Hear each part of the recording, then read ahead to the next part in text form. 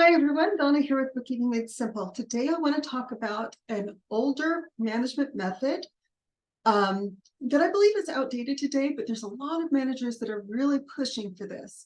We're seeing this in the return to office demands that a lot of employers are making.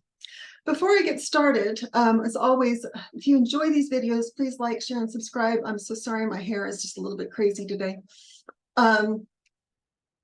Hit the red notification bell on YouTube so you're notified when I upload new videos, and I'm trying to do this every day.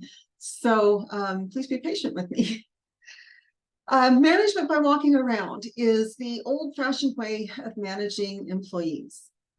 It was originally popularized at Hewlett-Packard, and it was originally popularized in the 1970s. Well, the landscape's changed a little bit. In the 1970s and 80s and 90s, it was easy to tell if your employees were working if you were walking around, right? So you could walk around and you could tell if they had their ledger books open, or if they were reading a magazine, you could tell. Today, however, and since the 90s,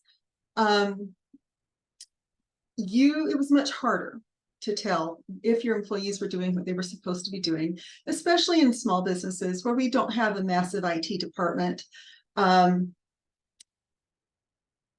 I know that when I was last in corporate America, which was in the 90s, there was a lot of management by walking around. So, but the problem was we all had PCs by then. Okay, so when we just had a terminal, and boy, this is old at this point.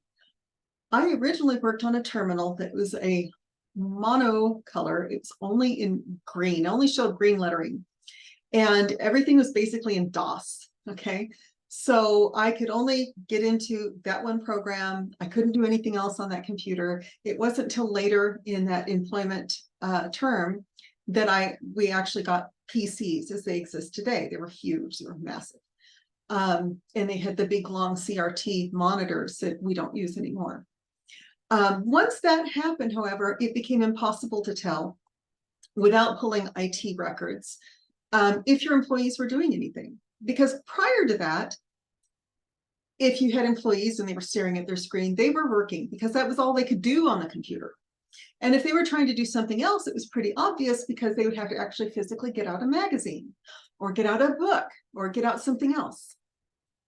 So at that point, it made sense. And it made sense to go into the office because all of the documentation was there. It was only on paper, it might be on microfiche, but typically, in a business environment, things might be archived on microfiche, but you didn't actually use it. And even then you had to have a special machine to access it. And everything else was on paper. So I do remember having to pull enormous banker's boxes full of paper to go through and verify payments or make sure that just to verify some things for our patients. At the time I worked for a hospital. And then I would go back and I would sit down and I had a terminal, not a PC. And I'm trying to explain this to anyone who's under 30 that doesn't know what this is. Basically, this only ran one program, and that was the only program we could get into, and everything was very, very restricted. So we could only get into the part of the program that we were required to get into. Permissions were very, very limited. And that was all we could do on that computer. It had CRT monitors, the big long ones, like the old TVs.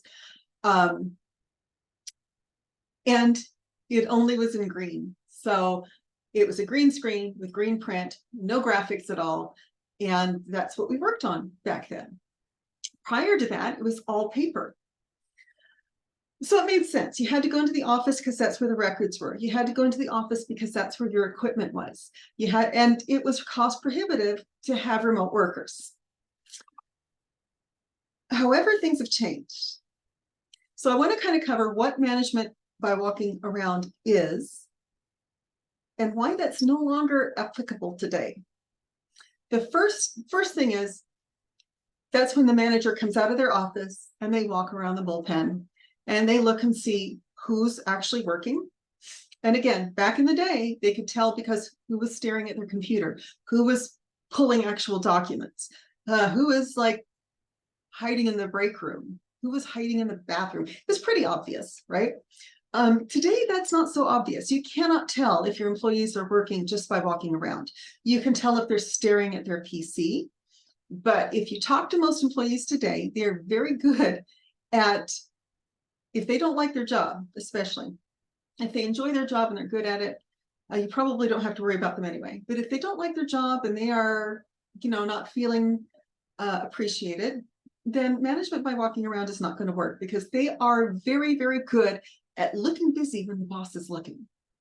And it's really easy to do, because all they have to do is a couple of clicks, and then boom, they've got what they're supposed to be working on in front of them to make it look good to the boss. If you have an IT department, the IT department probably can pull those logs and see what they've been doing if it's a company-owned computer. But again, that becomes a lot more work.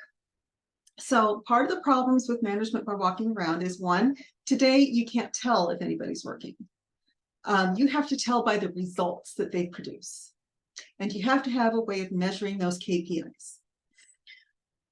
Another one is lack of focus. Okay, so I remember my manager walking around, and she didn't even really know what she was looking for. She was just looking to see if we were working. There wasn't any purpose to it. It was just, are you doing your jobs? Are you on the phone? Are you talking to your neighbor? Are you hiding in the break room? That kind of thing. So there was very little focus to it. If it's very focused, it can still be effective to an extent. Another problem with it is the constant interruptions. Now, I have ADHD, or so I've been told. I've had a psychiatrist tell me that. Didn't find out about that until much later in life. Studies have shown that when you interrupt someone, especially if they are in a very cognitively challenging task, something that requires a lot of focus, and they get an interruption, it can be a notification on their phone, a phone call, a text message, or the manager coming up and asking questions. It takes up to 20 minutes for them to get focused back on what they were doing. So when you are disrupting your employees' workflow, you're reducing their productivity, because now they have to stop what they're doing, they have to talk to the manager, and then it takes a good 20 minutes, sometimes more, to get back into the flow and back focused on what they were working on before. So, and like I said, if that requires deep concentration, like it does a lot of times in accounting, then it becomes very counterproductive. Also, those interactions between the manager and the employees tend to be very superficial. It's more of a, how are you doing? What can I do for you? A very, very superficial type of a thing. Because when employees have deep problems that they really need their manager for, they don't want to talk about it on the floor. If it's, if it's something that really needs to be delved into, it needs a private setting. Also, now you've got employees that feel like they're being micromanaged. I don't like to micromanage my employees, because I don't like to be micromanaged myself. And by what I mean by that is, I hired good people, and it's my job to train them. And if I didn't train them right, that's not their problem. That's my problem. I also don't want them to feel demoralized. So when we do a quarterly review and I'm double checking to see if there are errors or something that needs to be corrected, then I just do that. I let them find the time to take care of those. And then I have a private conversation with them about how to fix these errors that I found. It's not meant to be a rundown. It's meant to be a training experience. And for the most part, however, I expect my employees to take care of their job without me standing over their shoulder, making sure they're working. Honestly, if you have employees that you feel like you need to micromanage, then either you've got really bad employees or you're a really bad manager, because they should not need that. They should know the guidelines. They should know what the policies are. They should know how to do their jobs. And if they don't, then that's a management failure, not an employee failure. You don't want to leave your employees feeling like every minute of their day, their manager's watching them.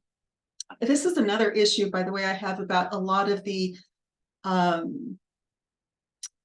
companies have rolled out applications for their employees to install on computers that they have at home, whether it's company issued or not, typically company issued. And so you have employees that do things like they buy mouse jigglers, like things that will jiggle the mouse, so that because the managers are watching to see if they're working every second of the day. And I just find that so contrary to the kind of productivity I want for my own employees.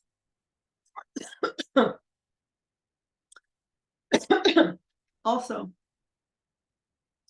if you are part of a company that values privacy, then management by walking around can feel very intrusive. In fact, even if you're not, it can feel very intrusive. Like I said, back in the day when I did work in corporate America, I had a manager that did this, and she would come up and she'd start asking me about my kids. Well, I keep my private life private and my business life, my professional life professional, but I didn't really want to talk to her about my kids. And she wasn't a friend, she was my boss. And so it made it really awkward for me. And I remember,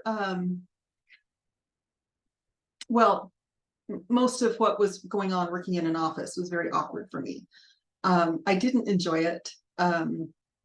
I loved some of the people that I worked with, but I didn't enjoy the experience of being in an office. The only thing that really spoke to it was that it was better than what I had done before, which was fast food.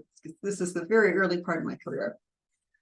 So you don't want to intrude on your employees' privacy. There are things that if they want to tell you, they'll tell you. Unless it's work related. If they want to tell you, they'll tell you. There's also a lot of potential for favoritism, and there's a lot of potential to give certain people a pass because of their looks. Studies have shown that more attractive people are more successful in business. They're more successful in their careers. And some of that is just because we like attractive people. Perfectly normal. There's a biological imperative behind it. But really, is that... I know that for myself, I have had times when I have been able to coast because I am relatively nice looking. I've been a model, I've been a beauty queen. So I know what I look like. And I don't mean this in an arrogant way, but I've been able to coast on my looks a lot. And the nice thing about being fully remote is that I don't have to worry about that. What my clients are looking for now is the output. Are the deliverables what they want? Are we providing the service that they expect? That's what they care about. They don't care about whether or not my hair is done that day. They don't care about whether or not I'm wearing makeup that day. But in the office, I had to.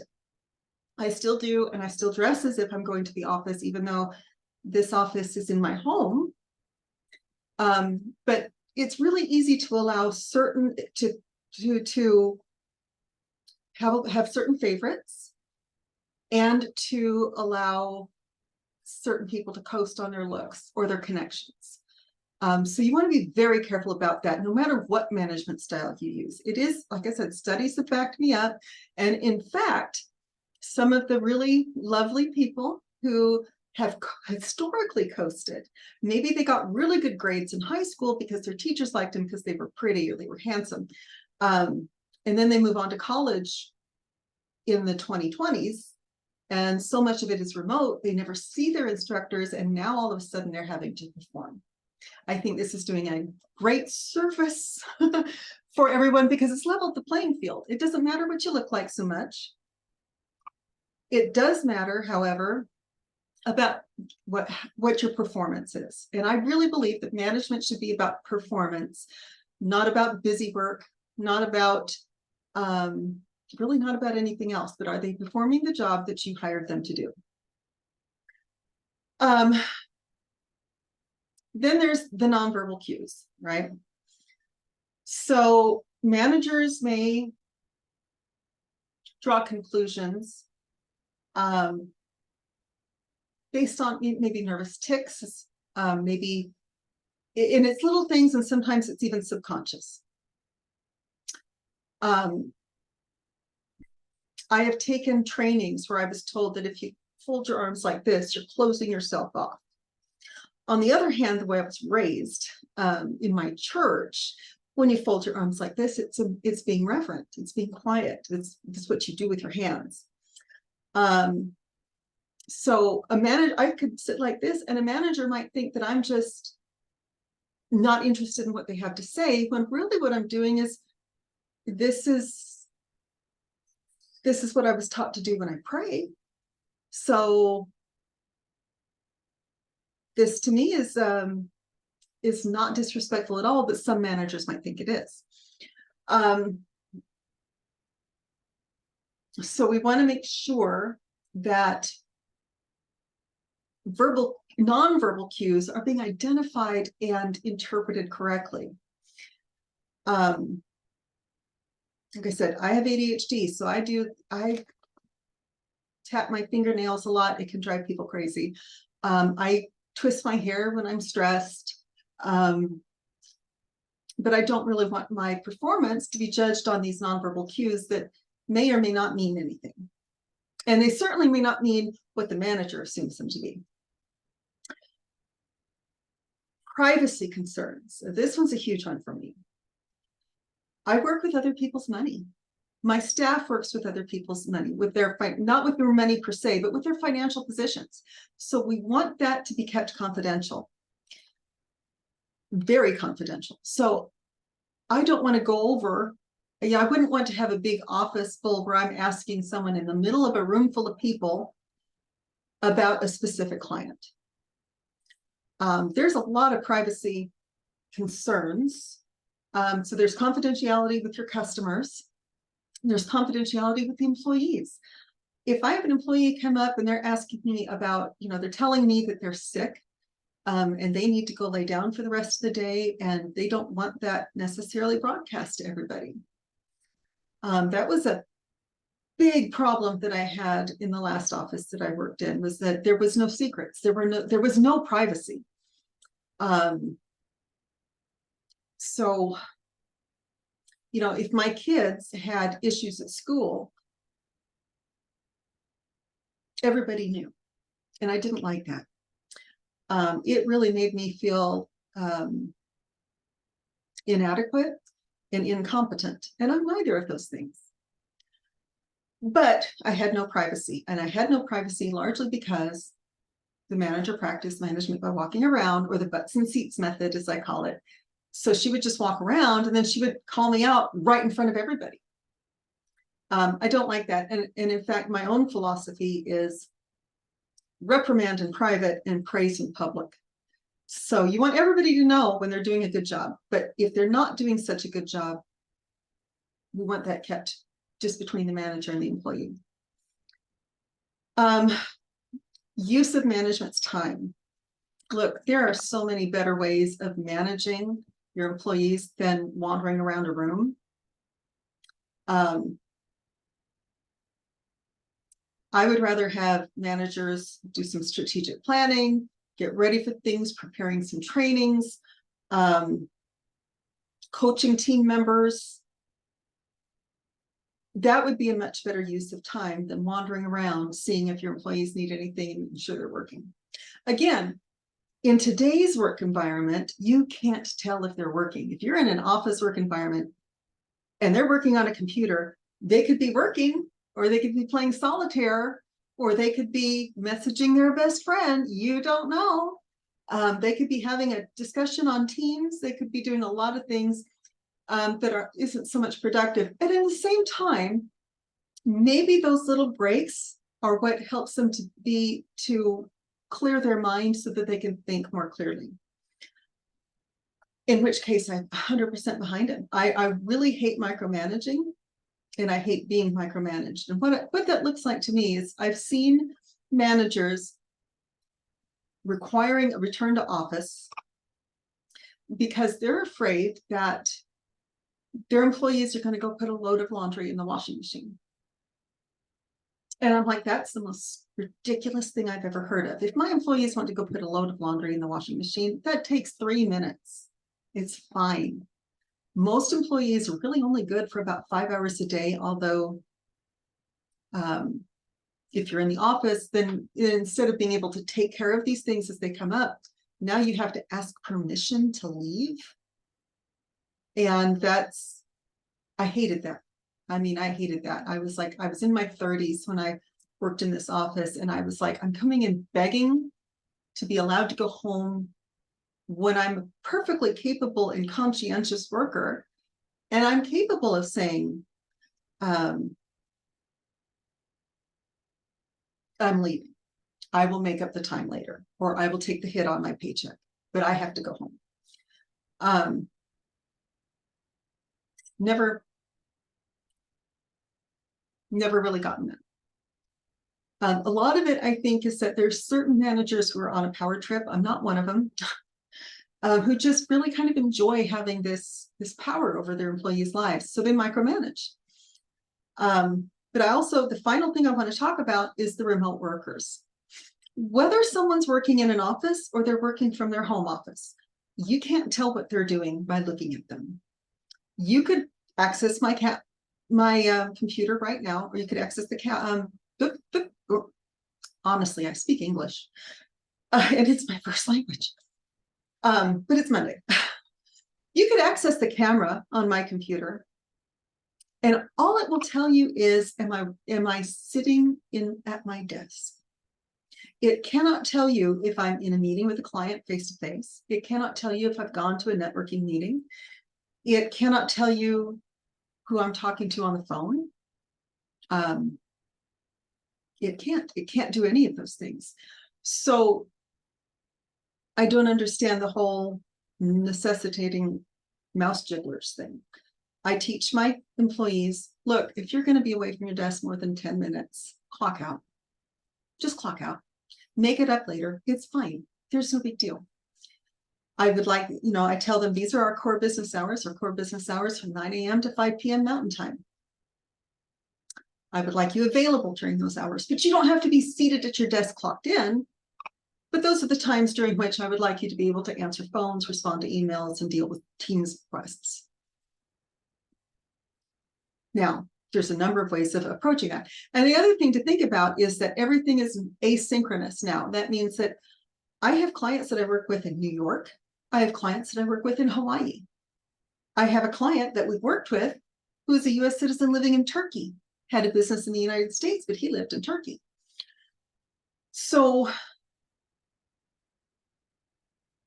when we're starting to cross time zones like this, now I have some things I need to consider. So maybe, one of my employees logs in early every day and she leaves early, and that's fine, because all I've said is this is the time zone, this is the time, the core business hours at which phones have to be answered, emails need to be responded to, client-facing time. This is the client-facing time. Beyond that,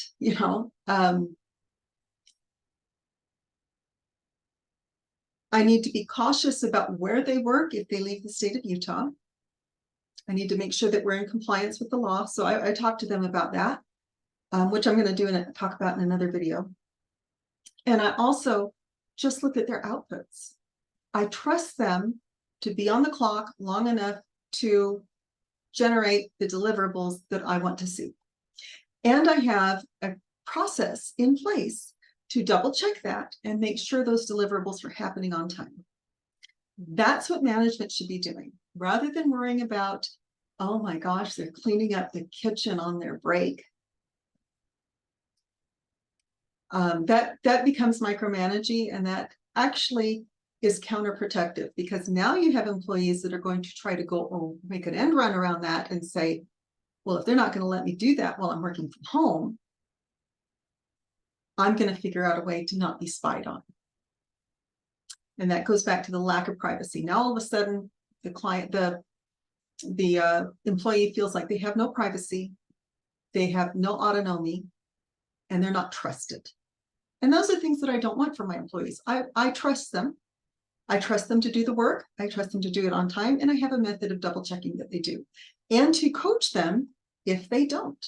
And I think that's a far better method than the management by walking around method, which I think is outdated and inefficient, and still the #1 management method in the United States.